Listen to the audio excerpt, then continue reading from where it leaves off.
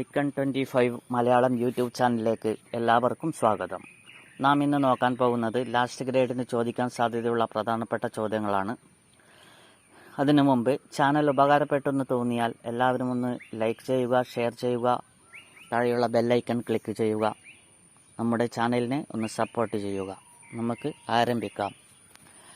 ശകവർഷം ആരംഭിച്ചതെന്ന് AD 78. ശകവർഷം ആരംഭിച്ചതെന്നാണ് AD 78. ഏത് രാജാവിൻ്റെ കാലത്താണ് ശകവർഷം തുടങ്ങിയത്? കുശാന വംശത്തിലെ കനിഷ്കന്റെ കാലത്ത്.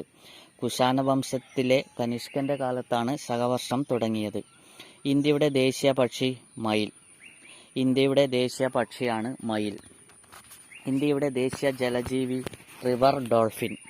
ഇന്ത്യയുടെ ദേശീയ ജലജീവിയാണ് റിവർ ഡോൾഫിൻ. ഇന്ത്യയുടെ ദേശീയ ജലജീവിയായി റിവർ ഡോൾഫിനെ പ്രഖ്യാപിച്ചതെന്ന് 2009. ഇന്ത്യയുടെ ദേശീയ ജലജീവിയായി റിവർ ഡോൾഫിനെ പ്രഖ്യാപിച്ചതെന്ന് 2009. ഇന്ത്യയുടെ ദേശീയ വൃക്ഷം പേരാൽ, ഫൈക്കസ് ബംഗാളിൻസസ്. ഇന്ത്യയുടെ ദേശീയ വൃക്ഷമാണ് പേരാൽ, ഫൈക്കസ് ബംഗാളിൻസസ്. അത്തി, ഇത്തി, അരയാൽ, പേരാൽ എന്നിവ അറിയപ്പെടുന്നതെങ്ങനെ? നാൽപ്പാമരങ്ങൾ. അത്തി, ഇത്തി, അരയാൽ, പേരാൽ എന്നിവ അറിയപ്പെടുന്നത് നാൽപ്പാമരങ്ങൾ. ഇന്ത്യയുടെ ദേശീയ കായിക വിനോദമാണ് ഫീൽഡ് ഹോക്കി. ഇന്ത്യയുടെ ദേശീയ കായിക വിനോദമാണ് ഫീൽഡ് ഹോക്കി. ഇന്ത്യയുടെ ദേശീയ കായിക ദിനം ഓഗസ്റ്റ് 29. ഇന്ത്യയുടെ ദേശീയ കായിക ദിനം ഓഗസ്റ്റ് 29 ആരുടെ ജന്മദിനമാണ് ഇന്ത്യയുടെ ദേശീയ കായിക ദിനമായി ആചരിക്കുന്നത്? ഹോക്കി താരം മേജർ ധ്യാൻചന്ദിന്റെ. ആരുടെ ജന്മദിനമാണ് ഇന്ത്യയുടെ ദേശീയ കായിക ദിനമായി ആചരിക്കുന്നത്? ഹോക്കി താരം മേജർ ധ്യാൻചന്ദിന്റെ. ഇന്ത്യയിലെ ഏറ്റവും ഉയർന്ന സിവിലിയൻ ബഹുമതി ഭാരതരത്ന. ഇന്ത്യയിലെ ഏറ്റവും ഉയർന്ന സിവിലിയൻ ബഹുമതിയാണ് ഭാരതരത്ന. ഇന്ത്യയിലെ ഏറ്റവും ഉയർന്ന സൈനിക ബഹുമതി പരമവീര ചക്രം. ഇന്ത്യയിലെ ഏറ്റവും ഉയർന്ന സൈനിക ബഹുമതിയാണ് പരമവീര ചക്രം. ഇന്ത്യയുടെ ദേശീയ നദി ഗംഗ. ഇന്ത്യയുടെ ദേശീയ നദിയാണ് ഗംഗ. ഗംഗയെ ഇന്ത്യയുടെ ദേശീയ നദിയായി പ്രഖ്യാപിച്ചത് 2008. 2008 ഗംഗയെ ഇന്ത്യയുടെ ദേശീയ നദിയായി പ്രഖ്യാപിച്ചത്. ഇന്ത്യയുടെ ദേശീയ മൃഗം കടുവ. ഇന്ത്യയുടെ ദേശീയ മൃഗം കടുവ. പാന്തറ ടൈഗ്രീസ് ശാസ്ത്രനാമം. ഇന്ത്യയുടെ ദേശീയ മൃഗമാണ് കടുവ, പാന്തറ ടൈഗ്രീസ്. കടുവയെ ദേശീയ മൃഗമായി തിരഞ്ഞെടുത്ത വർഷം 1972. കടുവയെ ദേശീയ മൃഗമായി തിരഞ്ഞെടുത്തത് 1972. 1972 മുമ്പ് ഇന്ത്യയുടെ ദേശീയ മൃഗം സിംഹം. 1972 മുൻപ് ഇന്ത്യയുടെ ദേശീയ മൃഗം സിംഹം. ഇന്ത്യൻ ദേശീയ പതാകയിൽ ഉപയോഗിച്ചിട്ടുള്ള നിറങ്ങൾ എത്ര? 4. ഇന്ത്യൻ ദേശീയ പതാകയിൽ ഉപയോഗിച്ചിട്ടുള്ള നിറങ്ങൾ എത്ര? 4. ദേശീയ പതാകയിലെ നിറങ്ങൾക്ക് വ്യാഖ്യാനം നൽകിയത് ഡോക്ടർ S രാധാകൃഷ്ണനാണ്. ദേശീയ പതാകയിലെ നിറങ്ങൾക്ക് വ്യാഖ്യാനം നൽകിയത് ഡോക്ടർ S രാധാകൃഷ്ണൻ. ദേശീയ പതാകയിലെ സത്യത്തിന്റെ നിറം ഏതാണ്? വെള്ളയാണ്. ദേശീയ പതാകയിലെ സത്യത്തിന്റെ നിറമാണ് വെള്ള. ദേശീയ പതാകയുടെ നീളവും വീതിയും തമ്മിലുള്ള അനുപാതം 3:2. ദേശീയ പതാകയുടെ നീളവും വീതിയും തമ്മിലുള്ള അനുപാതമാണ് 3:2.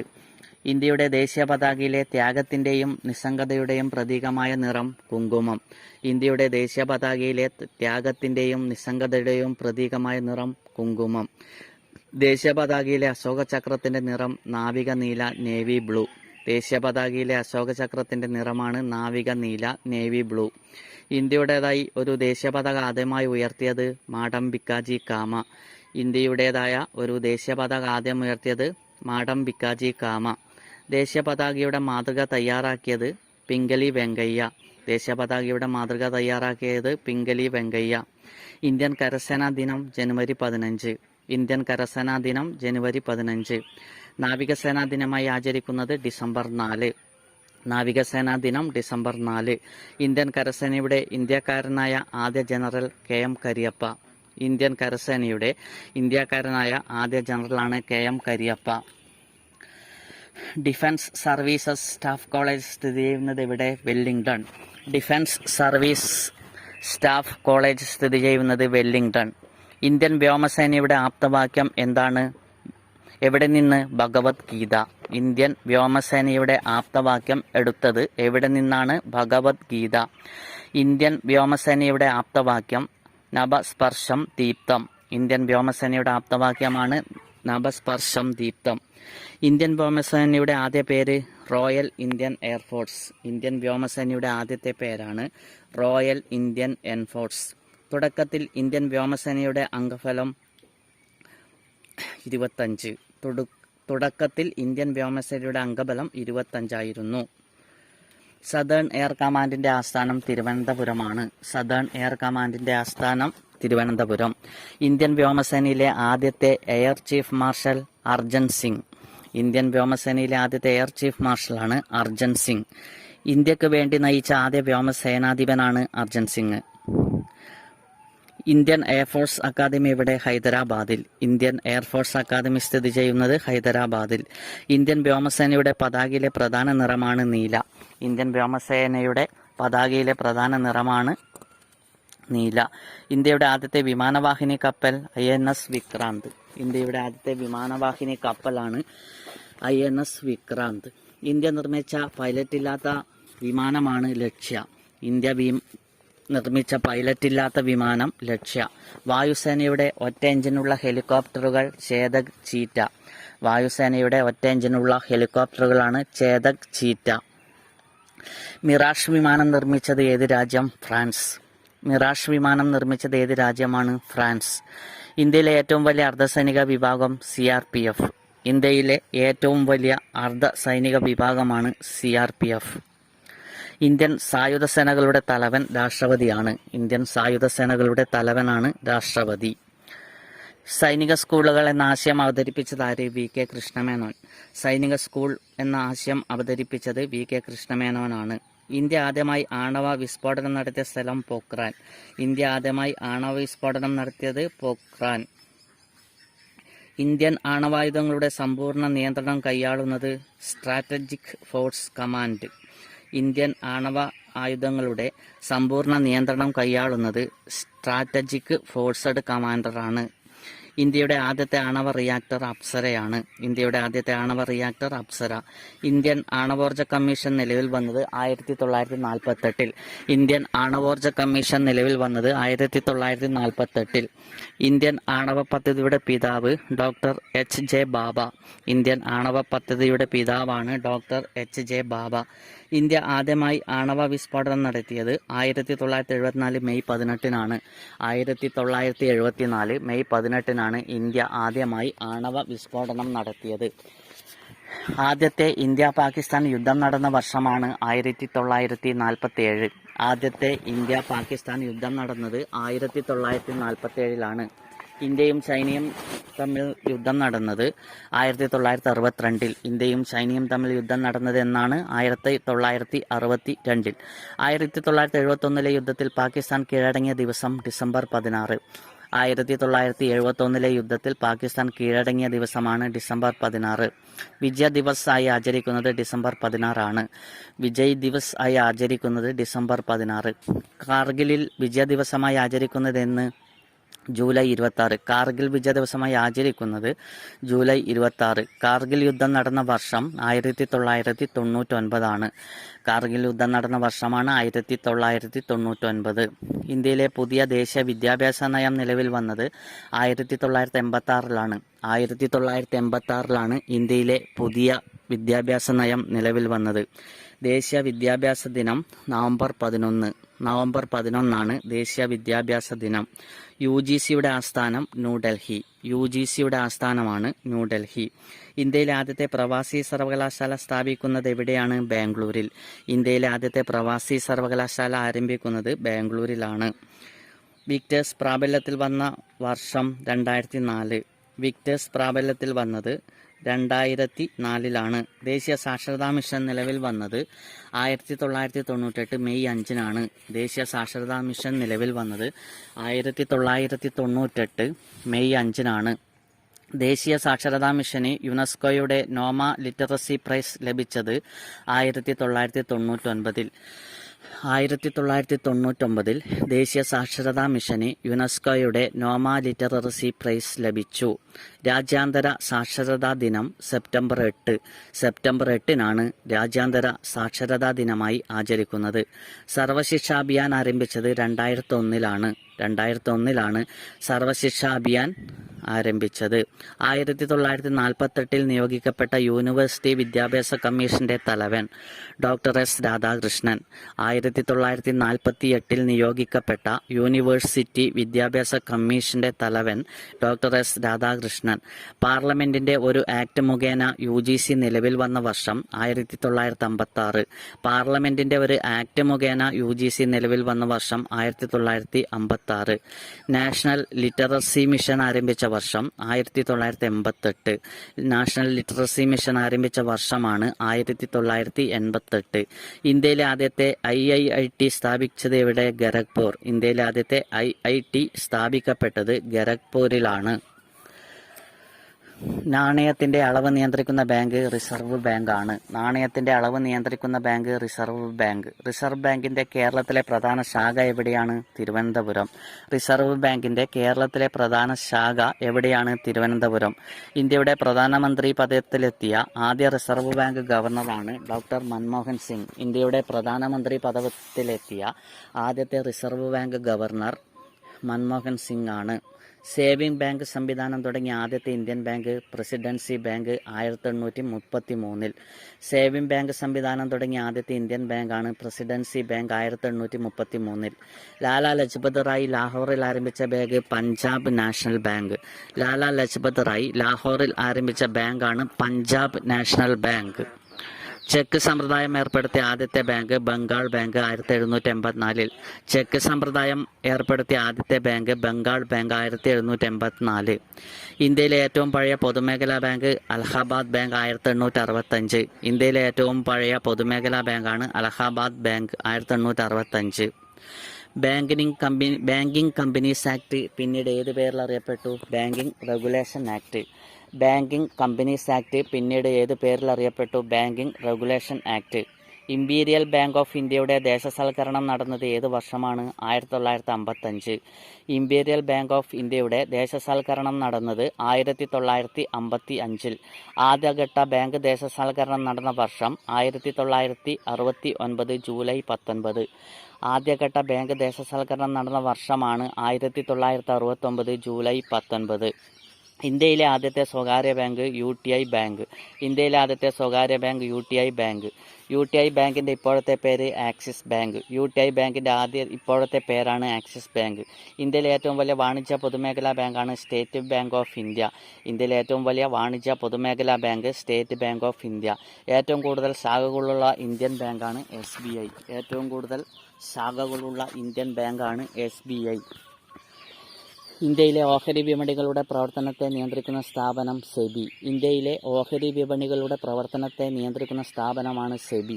ഇന്ത്യൻ കമ്പനീസ് ആക്ട് നിലവിൽ വന്ന വർഷം 1956. ഇന്ത്യൻ കമ്പനീസ് ആക്ട് നിലവിൽ വന്ന വർഷമാണ് 1956. കേരളത്തിലെ ആദ്യത്തെ സ്റ്റോക്ക് എക്സ്ചേഞ്ച് എവിടെ? Cochin stock exchange. കേരളത്തിലെ ആദ്യത്തെ സ്റ്റോക്ക് എക്സ്ചേഞ്ച് ഏത്? Cochin stock exchange. Wealth of nation എന്ന പുസ്തകം എഴുതിയത് Adam Smith. Wealth of Nations എന്ന പുസ്തകം എഴുതിയത് ആഡം സ്മിത്ത്.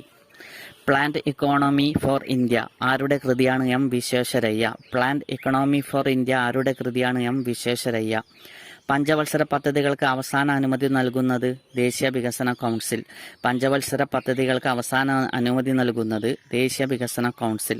രണ്ടാം പഞ്ചവത്സര പദ്ധതിയുടെ കാലാവധി 1956-61. രണ്ടാം പഞ്ചവത്സര പദ്ധതിയുടെ കാലാവധിയാണ് 1956-61. ആറാം പഞ്ചവത്സര പദ്ധതിയുടെ കാലാവധി 1980-85.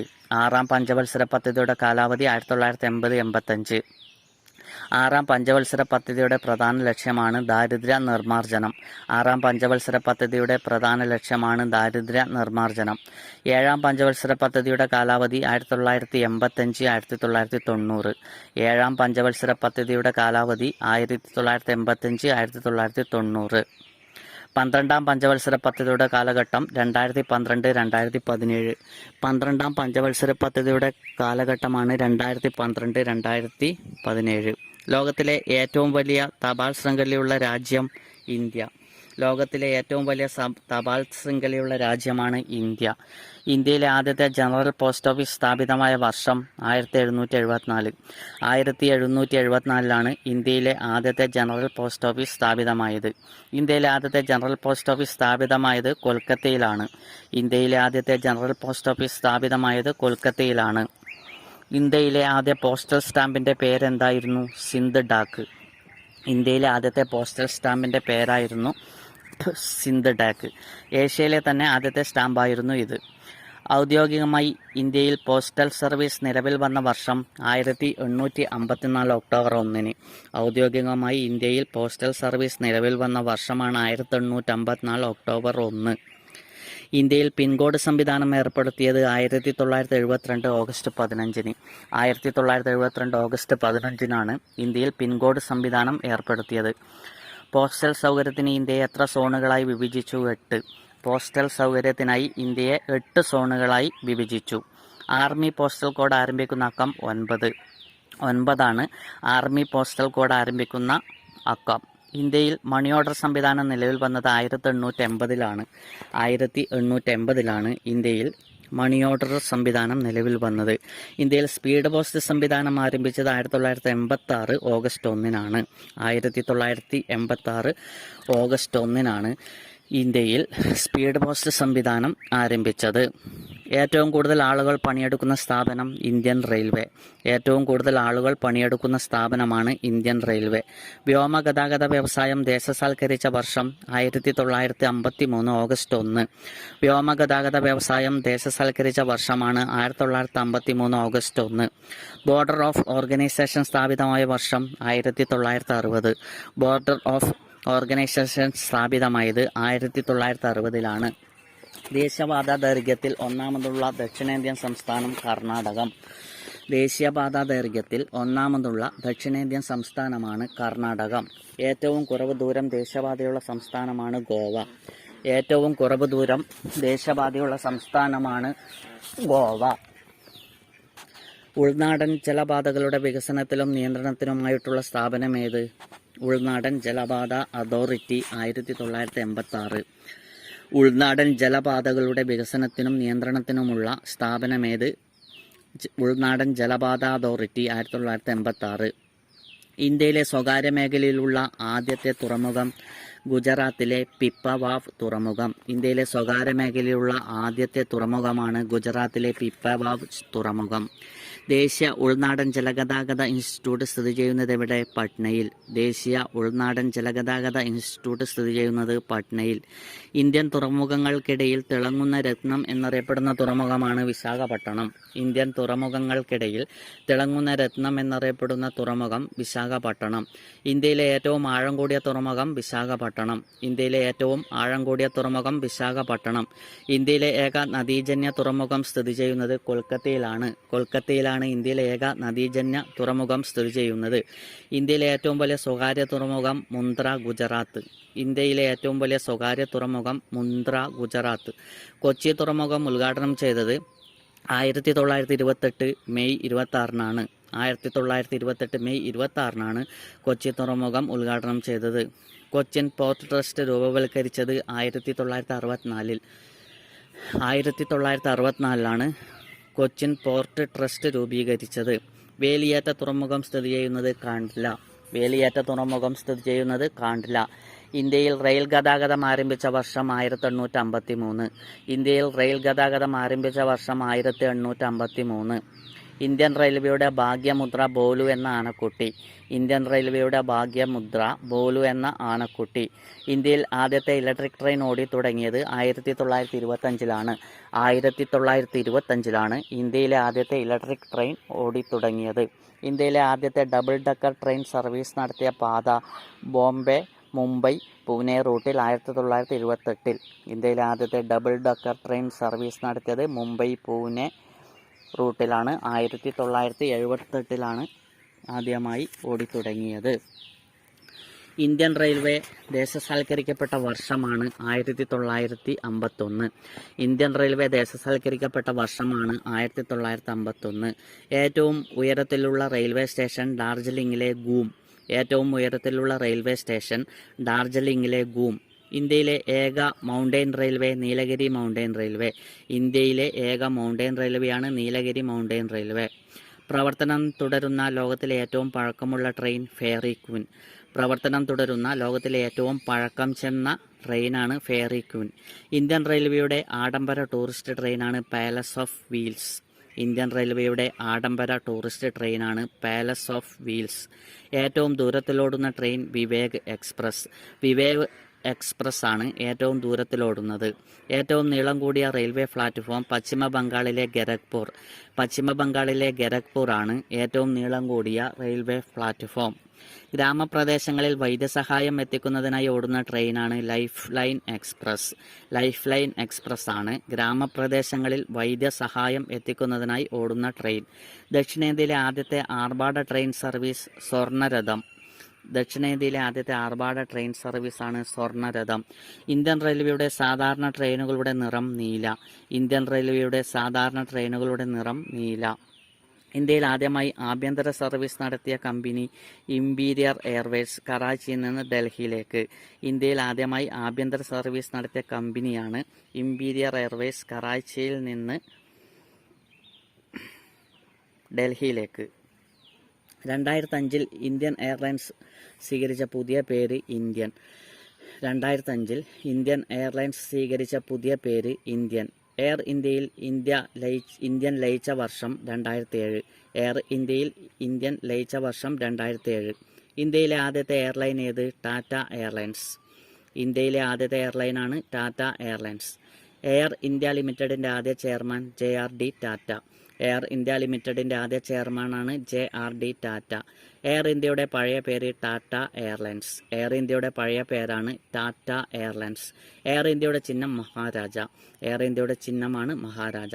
എയർപോർട്ട് അതോറിറ്റി ഓഫ് ഇന്ത്യ രൂപീകൃതമായത് 1995 April 1. Airport Authority of India രൂപീകൃതമായത് 1995 ഏപ്രിൽ 1. ഇന്ത്യയുടെ വിമാനത്താവളങ്ങളുടെ മേൽനോട്ടമാർക്ക് എയർപോർട്ട് അതോറിറ്റി ഓഫ് ഇന്ത്യ. ഇന്ത്യയുടെ വിമാനത്താവളങ്ങളുടെ മേൽനോട്ടം എയർപോർട്ട് അതോറിറ്റി ഓഫ് ഇന്ത്യ. ഇന്ത്യയിലെ ആദ്യത്തെ കുറഞ്ഞ ചെലവിലുള്ള വിമാന കമ്പനി എയർ ഡക്കാൻ. ഇന്ത്യയിലെ ആദ്യത്തെ കുറഞ്ഞ ചെലവുള്ള വിമാന കമ്പനിയാണ് എയർ ഡക്കാൻ. വ്യോമയാന രംഗം ദേശസൽക്കരിച്ചത് 1953 ഓഗസ്റ്റ് 1. വ്യോമയാന രംഗം ദേശസൽക്കരിച്ചത് 1953 ഓഗസ്റ്റ് 1. ചരക്കു നീക്കം നടത്തുന്ന സ്വകാര്യ വിമാന കമ്പനി ബ്ലൂ ഡാർട്ട് ഏവിയേഷൻ. ചരക്കു നീക്കം നടത്തുന്ന സ്വകാര്യ വിമാന കമ്പനി blue dart aviation. Pilot licence ലഭിച്ച ആദ്യ ഇന്ത്യൻ വനിതയാണ് Urmila K Parikh. Pilot licence ലഭിച്ച ഇന്ത്യയിലെ ആദ്യ വനിത ഊർമിള കെ പരീഖ്. 1757 പ്ലാസി യുദ്ധം ഇന്നത്തെ ഏത് ഇന്ത്യൻ സംസ്ഥാനത്താണ് അരങ്ങേറിയത്? പശ്ചിമ ബംഗാൾ. 1757 പ്ലാസി യുദ്ധം ഇന്നത്തെ ഏത് സംസ്ഥാനത്താണ് അരങ്ങേറിയത്? പശ്ചിമ ബംഗാൾ. പീറ്റ്സ് ഇന്ത്യ ആക്ട് നടപ്പിലാക്കിയ വർഷം 1784. പീറ്റ്സ് ഇന്ത്യ ആക്ട് നടപ്പിലാക്കിയ വർഷം 1784. കോൺവാലിസ് കോഡ് നടപ്പിലാക്കിയ വർഷം 1793. കോൺവാലിസ് കോഡ് നടപ്പിലാക്കിയ വർഷം 1793. ഇന്ത്യയിൽ ബ്രിട്ടീഷ് ആധിപത്യം സുസ്ഥിരമാക്കിയ യുദ്ധം ഏത്? 1764 ബക്സാർ യുദ്ധം. ഇന്ത്യയിലെ ബ്രിട്ടീഷ് ആധിപത്യം സുസ്ഥിരമാക്കിയ യുദ്ധമാണ് 1764 ബക്സാർ യുദ്ധം. സ്വദേശി പ്രസ്ഥാനം ഉദയം ചെയ്തത് ഏത് വൈസ്രോയിയുടെ കാലത്താണ്? കഴ്സൺ പ്രഭുവിന്റെ. സ്വദേശി പ്രസ്ഥാനം ഉദയം ചെയ്തത് ഏത് വൈസ്രോയിയുടെ കാലത്ത്? കഴ്സൺ പ്രഭുവിന്റെ. സൈമൺ കമ്മീഷനെ നിയമിക്കുന്നത് ഏത് വൈസ്രോയിയുടെ കാലത്ത്? ഇർവിൻ പ്രഭു. സൈമൺ കമ്മീഷനെ നിയമിക്കുന്നത് ഏത് വൈസ്രോയിയുടെ കാലത്താണ്? ഇർവിൻ പ്രഭുവിന്റെ. 1919 ഇന്ത്യ ഗവൺമെന്റ് ആക്ട് പാസാക്കിയപ്പോൾ ആരായിരുന്നു ഇന്ത്യയുടെ വൈസ്രോയി? ചെംസ്ഫോർഡ് പ്രഭു. 1919 ഇന്ത്യ ഗവൺമെന്റ് ആക്ട് പാസാക്കിയപ്പോൾ ആരായിരുന്നു ഇന്ത്യയുടെ വൈസ്രോയി? ചെംസ്ഫോർഡ് പ്രഭു. മൊണ്ടേഗു ചെംസ്ഫോർഡ് പരിഷ്കാരം എന്നറിയപ്പെടുന്നത്? 1919 India government act. Montagu Chelmsford പരിഷ്കാരം എന്നറിയപ്പെടുന്നത് 1919 India government act. Indian National Congress സ്വാതന്ത്ര്യ പ്രമേയം പാസാക്കിയപ്പോൾ ആരായിരുന്നു ഇന്ത്യയുടെ വൈസ്രോയി? ഇർവിൻ പ്രഭു. ഇന്ത്യൻ നാഷണൽ കോൺഗ്രസ് സ്വാതന്ത്ര്യ പ്രമേയം പൂർണ്ണ സ്വരാജ് പാസാക്കിയപ്പോൾ ആരായിരുന്നു ഇന്ത്യയുടെ വൈസ്രോയി? ഇർവിൻ പ്രഭു. ക്വിറ്റ് ഇന്ത്യ പ്രക്ഷോഭം നടക്കുമ്പോൾ ഇന്ത്യയുടെ വൈസ്രോയി? ലിങ് ലിങ് തോ പ്രഭു. ക്വിറ്റ് ഇന്ത്യ പ്രക്ഷോഭം നടക്കുമ്പോൾ ഇന്ത്യയുടെ വൈസ്രോയി ആരായിരുന്നു? ലിങ്ലിങ്തോ പ്രഭു. മൂന്നാമത്തെ വട്ടമേശ സമ്മേളനം നടക്കുമ്പോൾ ഇന്ത്യയിലെ വൈസ്രോയി വെല്ലിംഗ്ടൺ പ്രഭു. മൂന്നാമത്തെ വട്ടമേശ സമ്മേളനം നടക്കുമ്പോൾ ഇന്ത്യയിലെ വൈസ്രോയി വെല്ലിംഗ്ടൺ പ്രഭു.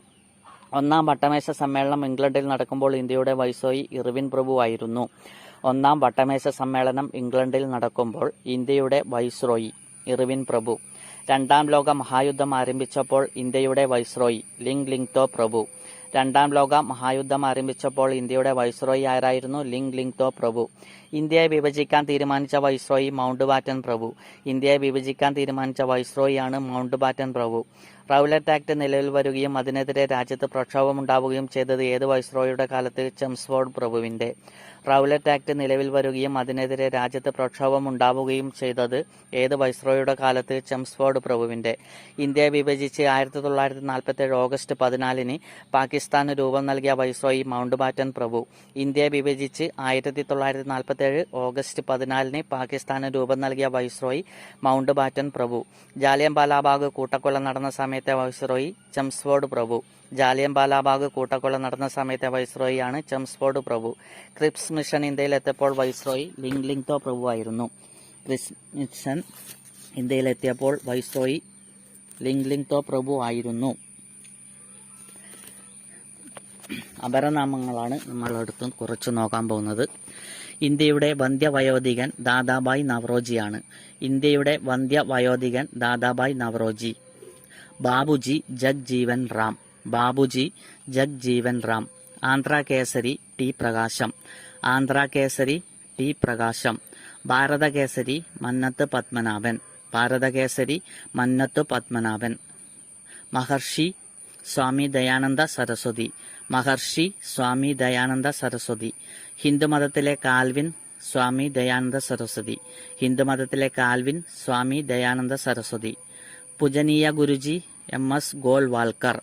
പൂജനീയ ഗുരുജി MS ഗോൾവാൾക്കർ. ഗാന്ധിജിയുടെ മനസാക്ഷി സൂക്ഷിപ്പുകാരൻ C രാജഗോപാലാചാരി. C രാജഗോപാലാചാരിയാണ് ഗാന്ധിജിയുടെ മനസാക്ഷി സൂക്ഷിപ്പുകാരൻ. ക്രിസ്തുവിന്റെ വിശ്വസ്തനായ അപ്പോസ്തലൻ CF ആൻഡ്രൂസ്. ക്രിസ്തുവിന്റെ വിശ്വസ്തനായ അപ്പോസ്തലവനാണ് CF ആൻഡ്രൂസ്. ഇന്ത്യൻ ഉരുക്കുവനിത ഇന്ദിരാഗാന്ധി. ഇന്ത്യൻ ഉരുക്കുവനിത ഇന്ദിരാഗാന്ധി. പ്രിയദർശിനി ഇന്ദിരാഗാന്ധി. പ്രിയദർശിനി ഇന്ദിരാഗാന്ധി. മാസ്റ്റർ ദ സൂര്യാസൻ. മാസ്റ്റർ ദ സൂര്യാസൻ. ഇന്ത്യയുടെ പൂങ്കുയിൽ ലതാ മങ്കേഷ്കർ. ഇന്ത്യയുടെ പൂങ്കുയിൽ ലതാ മങ്കേഷ്കർ. ഇന്ത്യയുടെ വാനമ്പാടി സരോജിനി നായിഡു. ഇന്ത്യയുടെ വാനമ്പാടി സരോജിനി നായിഡു. വൻമതിൽ രാഹുൽ ദ്രാവിഡ്. വൻമതിൽ രാഹുൽ ദ്രാവിഡ്. സിത്താർ മാന്ത്രികൻ പണ്ഡിറ്റ് രവിശങ്കർ. സിത്താർ മാന്ത്രികൻ Pandit Ravishankar. King Khan Shahrukh Khan. King Khan Shahrukh Khan. Big B Amitabh Bachchan. Big B Amitabh Bachchan. മക്കൾ തിലകം MG രാമചന്ദ്രൻ. മക്കൾ തിലകം MG രാമചന്ദ്രൻ.